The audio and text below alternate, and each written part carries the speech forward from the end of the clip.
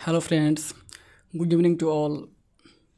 आज एक बार फिर हम लोग फिर से TRE 3 जो एग्ज़ाम हुआ है कुछ दिन पहले ही, उसका हम लोग कट पे यहाँ डिस्कस करेंगे, क्योंकि इस पे बहुत सारे लोगों का कमेंट आया और सबके मन में एक कंट्राडिक्शन है। जब से नवीन सर ने अपना कट जारी किए और SK भारती सर भी अपना डाले हुए हैं, चाहे वो एक RP यादव सर हो, तो इंग्लिश के तमाम जितने भी टीचर हैं, चाहे वो टीचर्स अड्डे वाले मैम हो, चाहे वो सचिन एकेडमी के, ऐसे तो उन्होंने जारी नहीं किया, लेकिन उस मैम से जब मेरी बात हुई तो उन्होंने जो बताया, जो उन्होंने एक एक्सपेक्टेड कट जो बताया था, उस चीज़ को लेकर के हल्का कंट्राडिक्शन बच्चों के मन में है। तो इसी के संदर्भ में हम लोग यहाँ चर्चा करेंगे और ये जानने का प्रयास करेंगे एक्चुअल में कटअप क्या जा सकती है, और आपको देखने को मिलेगा कि इसी के इर्द गिर्द कटअप रहने वाला है। ये एग्जैक्ट तो खैर कहा नहीं जा सकता है, लेकिन तकरीबन लगभग इसी के इर्द गिर्द आपको कटअप टेली करने को मिलेगा। और सबसे बड़ी बात ये भी है कि बहुत सारे बच्चे अपने आप में थोड़ा सा ये प्रिडिक्ट कर रहे हैं, या फिर ऐसा उनका ऐसा मानना है, जैसे कुछ क्वेश्चन क्या था BPSC का, जैसे कॉमन पेपर में विवादास्पद क्वेश्चन था वो, तो बहुत सारे बच्चे उसको सही मान के चल रहे हैं, जबकि एग्जैक्ट आंसर क्या होगा ये BPSC आयोग को ही पता है। क्योंकि बहुत सारे यूट्यूबर सर ने जो यूट्यूब पे जिन्होंने डिस्कशन किए, वहाँ पे जो उन्होंने बतलाया, तो उनकी भी आंसर में काफ़ी वेरिएशन देखने को मिल रहा है। ठीक है, तो मेरे समझ से आप लोग ऐसे क्वेश्चन को नेगलेक्ट करके ही चलें जब तक आयोग की अपनी एक एग्जैक्ट आंसर की नहीं जारी होती है।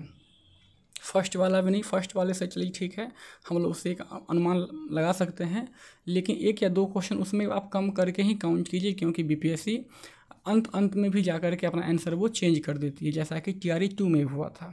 चलिए, तो इसी के संदर्भ में हम लोग यहाँ बात करेंगे और जानने का प्रयास करेंगे कि TRE 3 इंग्लिश का कटअप कितना जा सकता है, एकदम फैक्ट के साथ बात करेंगे हम लोग। और यहाँ पर हम लोग ये भी चर्चा करेंगे ऐसे कौन कौन सी पेपर क्वेश्चन थी इसमें जो कि थोड़ा सा कंट्राडिक्शन उस पर बहुत ज़्यादा है, क्योंकि अलग अलग टीचर का अलग अलग मत यहाँ पे है।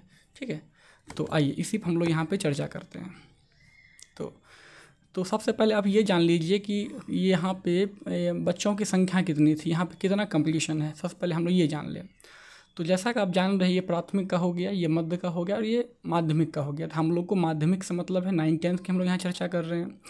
तो आप यहाँ पे देख पा रहे होंगे कि पद कितना था लगभग, तो 16,970।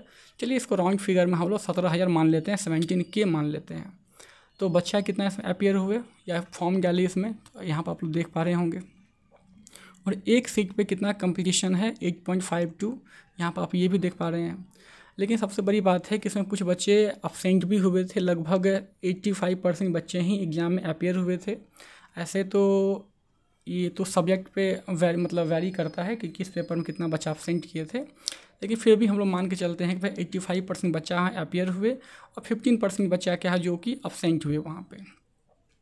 और हम लोग यहाँ बात करें इंग्लिश सब्जेक्ट की, अगर जब हम लोग बात करते हैं तो पिछले बार एक देखने को मिला था क्या वहाँ पे कि प्रीवियस ईयर देखने को मिला था लगभग एक सीट पे तकरीबन 4 से 5 बच्चों का फाइट था वहाँ पे, मतलब वहाँ पे 5 बच्चों का सीट था। ठीक है, तो उसमें से TRE 2 में तकरीबन 9th-10th में लगभग 4,000 बच्चों का, लगभग 4100 बच्चों का सिलेक्शन वहाँ पर हुआ था। ये TRE 2 में हुआ था ये। और इसी का जो बहुत सारे जो कॉमन बच्चे होंगे जो कि PGT एग्ज़ाम दिए थे, 11th-12th का दिए थे, यहाँ पे लगभग बच्चों का 2600 बच्चों का सिलेक्शन यहाँ पे हुआ था। ठीक है, तो कुछ ना कुछ यहाँ सीट खाली यहाँ देखने को मिलेगा, कुछ ना कुछ का, जो बहुत सारे कॉमन बच्चे होंगे जो ये भी क्वालिफाई होंगे 11th-12th भी, और जो बच्चे 9th-10th भी क्वालिफाई होंगे। तो ऑब्वियस सी बात है वो बच्चे क्या 11th-12th वो ज्वाइन करेंगे, तो कुछ ना कुछ सीट आपको यहाँ खाली देखने को मिलेगा। और सबसे बड़ी बात ये भी है कि जितना सीट अभी है उसमें कुछ और बढ़ने की संभावना है।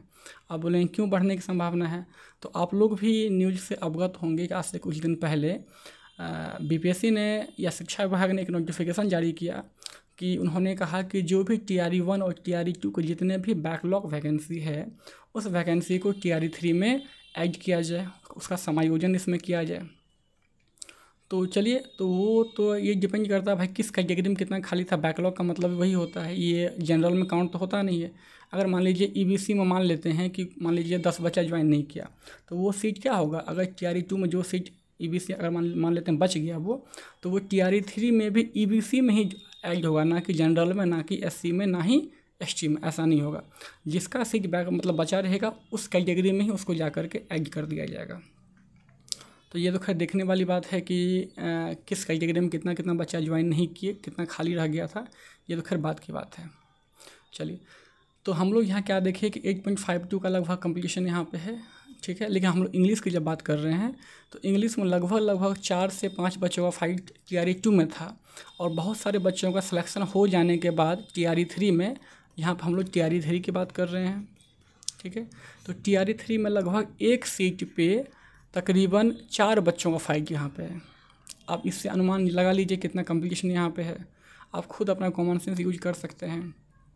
और सबसे बड़ी बात है, अगर हम लोग एक ये देखें कि क्वेश्चन का लेवल देखें, जो क्वेश्चंस की जो लेवल थी वो प्रीवियस ईयर के कंपैरिजन में काफ़ी डिफ़िकल्ट लेवल था। इसको हम लोग मॉडरेट टू टफ़ कह सकते हैं, ज़्यादा इसको हम लोग टफ़ ही कह सकते हैं, क्योंकि इसका ऐसा कोई सेक्शन था ही नहीं जो काफ़ी आसान हो। थोड़ी बहुत हम लोग कह सकते हैं कॉमन पेपर तो खैर सबके लिए कॉमन था, वो तो खैर थोड़ी बहुत ठीक पेपर थी, वो उसको बहुत टफ नहीं कहा जा सकता है। लेकिन ये 80 मार्क्स का ये जो अपना मेन पेपर था, ये काफ़ी डिफ़िकल्ट बनाया गया था ये। अब इसमें क्या क्या है आप लोग भी जानते हैं, 35 क्वेश्चन लिटरेचर से पूछा गया था, और लिटरेचर का ऐसा लेवल था कि जो नेट यूजीसी का एग्ज़ाम भी जो दिए होंगे या जो उसका प्रिपरेशन कर रहे होंगे, शायद उनसे भी ये क्वेश्चन ना सॉल्व हो, ऐसा पेपर था, लेवल था। तो ये हो गया। और पैसेज, तो पैसेज जानते हैं कि ये सारा एकदम फिलॉसफी बेस्ड पैसेज था उसमें, मतलब वो सारा अध्यात्म को लेकर के ढेर सारा, मतलब चारों पैसेज जो भी था वो सब के सब अध्यात्म पे ही दे दिया गया था। तो वहाँ पे भी आपको कुछ ना कुछ आंसर में वेरिएशन देखने को मिलेगा, जब तक बीपीएससी अपना आंसर की जारी नहीं करती है। ऐसे अदर टीचर से हम लोग टेली किए तो बहुत सारे बच्चों का लगभग 20 में 14-15 पैसेज सही हो रहा है, लेकिन यहाँ पे फिर आपको कुछ ना कुछ गिरावट देखने को मिलेगी, क्योंकि आयोग क्या मानता है उस पर डिपेंड करता है, क्योंकि एग्जैक्ट ये कोई डेटा फिगर वाला पैसेज था ही नहीं, ये एकदम अध्यात्म को लेकर दिया गया, एकदम फिलॉसफी पे बेस्ड पैसेज था वो। तो जो सेटर होंगे उनके मन का क्या थाउट था उस पर डिपेंड करेगा ये पैसेज, ठीक है। तो वहाँ वो चीज़ हो गया। तो ये पैसेज का ये कहानी था। अगर आप ग्रामर की बात करेंगे तो ग्रामर भी ऐसा ग्रामर था जो कि आप अगर कि मतलब कोई भी लोग जो जेसी नस्फील्ड का बुक जो भी पढ़े होंगे, जेसी नस्फील्ड, तो आप जानते हैं कि जेसी नस्फील्ड का हूबहू सारा एग्जाम्पल ही छाप लिया गया था इस एग्ज़ाम में, जो कि हमें लगता है कि जेसी नस्फील्ड बहुत कम बच्चे पढ़ते होंगे, ठीक है। तो क्योंकि अगर आप लोग कमेंट करेंगे तो मैं कोशिश करूँगा जेसी नस्फील्ड का एक एक करके मैं उसका पेज बाय पेज आपको मैं प्रूफ दूँ कि कहाँ से क्वेश्चन उठाया गया था, खासकर ग्रामर सेक्शन के हम लोग यहाँ बात कर रहे हैं। तो जो भी क्वेश्चन था जेसी नस्फील्ड से उठा लिया गया था, चाहे वो प्रीपोजिशन हो, चाहे वो इडियम्स हो, चाहे वो ग्रामेटिकल पर्सन का जो भी था वो, चाहे ग्रामर सेक्शन का पार्ट्स ऑफ स्पीच से जो भी सेक्शन था वो तो सारा आपको वहाँ पे जेसी नस्फील्ड जैसे देखने को मिलेगा आपको वहाँ पे, ठीक है।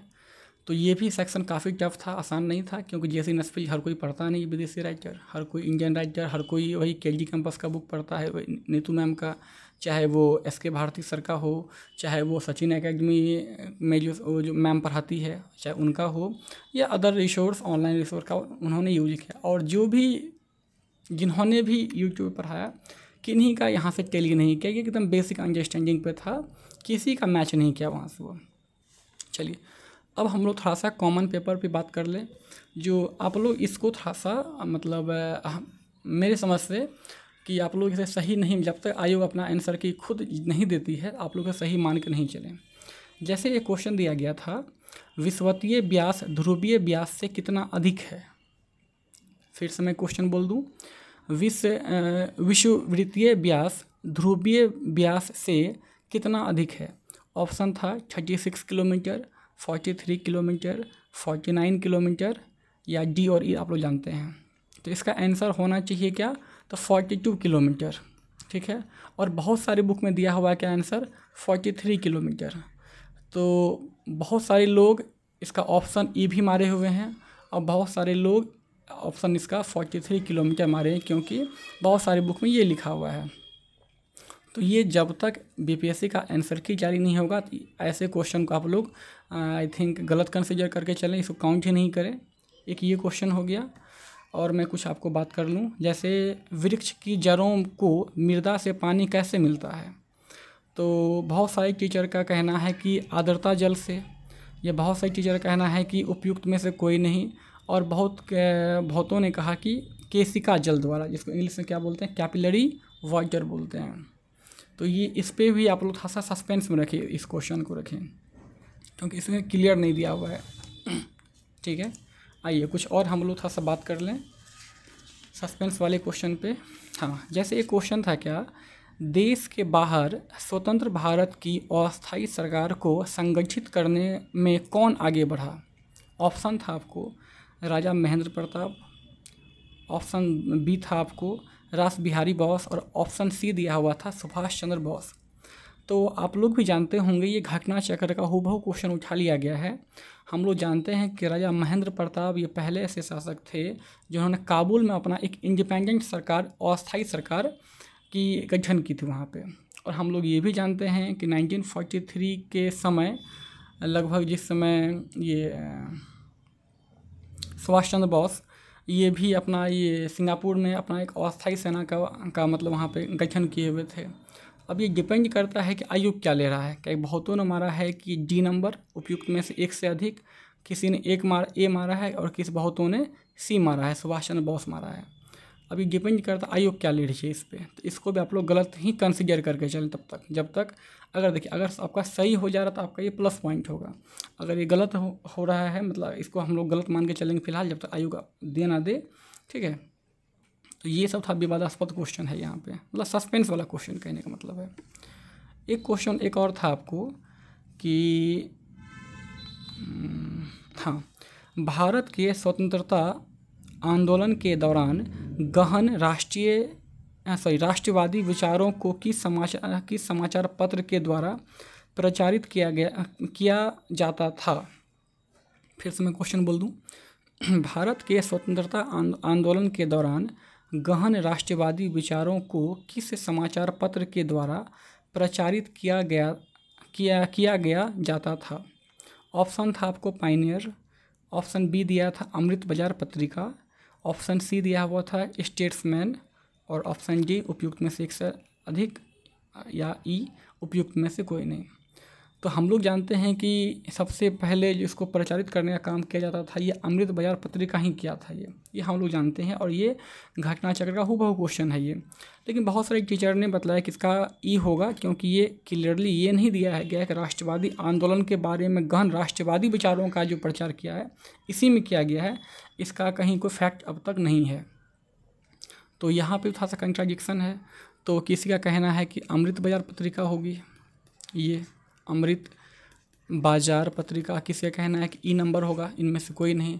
तो ऐसे क्वेश्चन को भी हम लोग अभी गलत ही कंसीडर करके चलेंगे। अगर सही हो जाती है अमृत बाजार पत्रिका तो बल्ले बल्ले, अगर नहीं होती तो इसको अभी हम लोग नेगलेक्ट करके चलेंगे अभी। ठीक है, आइए एक और क्वेश्चन देखते हैं। एक क्वेश्चन था आपको क्या, भारत की सबसे ऊंची पर्वत श्रेणी कौन सी है। क्वेश्चन था क्या, फिर से मैं बोल दूं, भारत की सबसे ऊंची पर्वत श्रेणी कहते हैं। ऑप्शन दिया था एवरेस्ट, ऑप्शन बी दिया था कंचनजंगा, ऑप्शन सी दिया था K2। तो देखिए भारत की अगर बोल दे तो भाई हम लोग जानते हैं कि POK क्या है। POK को हम लोग भारत का हिस्सा मानते हैं, जिसको पाकिस्तान ऑक्यूपाइड कश्मीर बोलते हैं।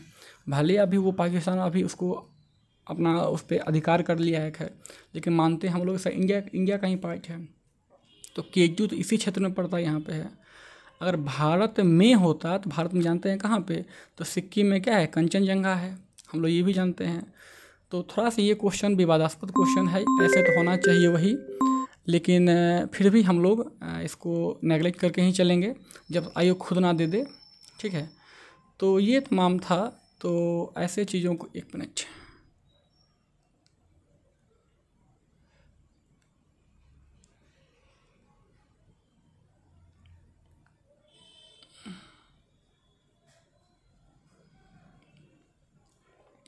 आइए, तो ऐसे क्वेश्चन को हम लोग अभी थोड़ा सा ये मतलब इसको हम लोग कंसिडर नहीं करेंगे यहाँ पे, ठीक है। तो ये 3 4 5 क्वेश्चन जो भी थे, 2 3 क्वेश्चन जो भी थे, ये थोड़ा सा इसको हम लोग सस्पेंस में लेके चलेंगे। आइए थोड़ा हम लोग थोड़ा सा ग्रामर सेक्शन की बात कर लेते हैं, जो कि जेसी नस्फील्ड से हूबहू एकदम छाप लिया गया था, वहाँ से दिखाते हैं। एक मिनट, जैसे क्वेश्चन दिया गया था क्या, ये the sun dash dash they set off, ये एकदम जेसी नस्फील्ड का क्वेश्चन ये भी है। Let dash B dash we can not undo the past, तो ये तो खैर बाईगॉन बाईगॉन हो जाएगा, ये तो खैर एक तरह से फ्रेज हो गया ये। तो ये जितना भी क्वेश्चन है ये सब का सब जेसी नस्फील्ड से उठा लिया गया है, ठीक है। तो अगर आप लोग कहेंगे कमेंट करेंगे तो हम लोग इस पर मतलब पेज बाय पेज वहाँ पर डाल कर आपको प्रूफ दिखाएंगे ऐसे कहाँ से ले लिया गया है, उठा लिया गया है क्वेश्चन को, ठीक है। तो अब हम लोग फाइनली बात करना मतलब यहाँ मतलब कर रहे हैं कि कटअप कितनी जा सकती है। आइए कटअप की बात करते हैं। तो आपने देखा कि ऐसा क्या क्या फैक्टर है, कितना कंपटीशन है, ठीक है। और बैकलॉग कुछ अगर भी सीट अगर वहाँ बढ़ती है तो ये बच्चों को बेनिफिट होगा, खासकर बिहारी बच्चों को बेनिफिट होगा यहाँ पे, ठीक है। क्योंकि बैकलॉग सीट जनरली किसी न किसी कैटेगरी में ही खाली होगा, जनरल के चांस तो कम ही समझे, ठीक है। तो एक ये भी फैक्टर था। और ये दूसरी बात ये भी है कि 65% जो आरक्षण था उस आरक्षण को ख़त्म कर दिया गया, अब वो आरक्षण द्वारा 50% हो गया है। तो इस कारण से भी थोड़ा सा बेनिफिट मिलेगा जनरल बच्चों को। ऐसे तो थोड़ा सा SC ST या EBC या BC को कुछ ना कुछ यहाँ पे लॉस देखने को मिलेगा यहाँ पे, लेकिन ओवरऑल कह सकते हैं तो खैर वो तो खैर जो हाई कोर्ट या सुप्रीम कोर्ट का जो आदेश था उसको गवर्नमेंट फॉलो कर रही है। तो अब हम लोग अगर कटअप की बात कर लें तो आप लोग जान लें UR कैटेगरी में जो भी मेल है और ये फीमेल, तो UR कैटेगरी में जो भी मेल हैं उसको अगर 61 से 62 भी नंबर आ रहा है, मतलब 61 ± 1 या 2 कर सकते हैं यहाँ पे, ये इतना जो भी आ रहा है एकदम बिल्कुल उम्मीद रखें इसका रिजल्ट होगा यहाँ पे, क्योंकि क्वेश्चन का लेवल मैंने बतलाया आपको कैसा क्वेश्चन था। और वही अगर फीमेल की बात करेंगे तो फीमेल में बहुत ज़्यादा यहाँ गैपिंग देखने को नहीं मिलेगा आपको। तो जिन भी लोगों का लगभग 60 से प्लस या 60 प्लस जिसका भी है, 60 से 61 के बीच जिसका भी नंबर है, ये एकदम कंफर्म है उनका रिजल्ट होगा इसमें, ठीक है। क्योंकि इससे सबसे बड़ी बात ये भी है कि इसमें वही लोग बच्चे हैं कि नया बच्चा को मौका मिला नहीं इसमें ऐड होने का, तो जो TRE 2 के जो बच्चे फेल होंगे वही बच्चे TRE 3 डाले हुए हैं। और बहुत सारे बच्चे अपने अटैम्प्ट को बचाने के लिए भी बहुत सारे बच्चों ने फॉर्म डाला ही नहीं यहाँ पे, तो ये भी कहीं ना कहीं एक फैक्टर काम करेगा। आइए हम आगे बात करते हैं। अगर EWS कैटेगरी में अगर EWS कैटेगरी में किन्हीं बच्चों का अगर 57 प्लस अगर है तो ये बिल्कुल होप रखें, बिल्कुल उसका रिजल्ट होगा। 57 प्लस जिसका भी मेल में है बिल्कुल होप है, बिल्कुल उनका रिजल्ट होगा। और फीमेल में 54 प्लस जिनका भी है बिल्कुल उनका रिजल्ट होगा। वही अगर BC की बात करें, चाहे वो EBC हो और चाहे वो SC हो, आइए देखते हैं। तो BC में जिनका भी मार्क्स आपको 56 प्लस है ये बिल्कुल कंफर्म है, मतलब वो लोग JEE के लिए प्रिपेयर रहे हैं। और फीमेल की अगर बात करेंगे तो फीमेल में आपको देखने को मिलेगा क्या 53 जिनका भी प्लस है ये बिल्कुल इनका रिजल्ट होगा। वही अगर EBC की बात करें तो EBC में आपको देखने को मिलेगा कितना 53 प्लस। और वही फीमेल की बात करेंगे तो फीमेल में आपको 52 प्लस। और वही अगर SC की बात करें तो SC में आपको हमें लगता है कि जो भी लोग 50 प्लस हैं या इसके एक दो नंबर का नीचे भी हैं तो बिल्कुल उनका रिजल्ट होगा यहाँ पे, क्योंकि क्वेश्चन का लेवल ही ऐसा था इसमें। और फीमेल में जिन भी लोगों का लगभग मतलब 45 प्लस कह सकते हैं है एकदम कंफर्म रही है, उसका रिजल्ट होगा यहाँ पे। अब ST की बात कर लेते हैं। तो ST कैटेगरी में जिन भी लोगों का लगभग यहाँ पे भी 50 या 49 ही कहिए, एक दो नंबर कम भी ले सकते हैं यहाँ पे, जिनका भी इतना मार्क्स है बिल्कुल वो लोग कंफर्म है उनका रिजल्ट होगा यहाँ पे। वही अगर फीमेल की बात करेंगे तो वही 44 प्लस जिनका भी है एकदम कंफर्म रिजल्ट होगा ये। तो ये ओवरऑल ये कंक्लूजन है। और जो भी इस क्राइटेरिया को फुलफ़िल कर रहे हैं, खास करके TGT इंग्लिश के लिए है, ये TGT ग्रुप के लिए है, ये TGT 9-10 के लिए है ये। तो जिनका भी इतना ये आ रहा है तो एकदम कंफर्म रहें। और आप लोग सभी लोग यहाँ इस पर कमेंट करके बताइए कि आप लोग कितना मार्क्स आ रहा है, थोड़ा सा हम लोग भी ये जान सकें, ठीक है। और आप लोग को चाहिए कि सर और इसमें कुछ और बतलाइए और ज़्यादा और डिटेल करके बतलाइए, तो आप लोग कमेंट करेंगे और मैं कोशिश करूँगा एक एक करके यहाँ पे मतलब इन डेप्थ में बाकी टीचरों का एनालिसिस ले करके यहाँ पे बतलाने का प्रयास करूँ। तो अभी के लिए इतना ही, धन्यवाद। आपको अगर ये मेहनत अगर सही लगा हो तो आप लोग इस चैनल को लाइक कीजिए, सब्सक्राइब कीजिए, शेयर कीजिए। तो आज के लिए इतना ही, थैंक यू।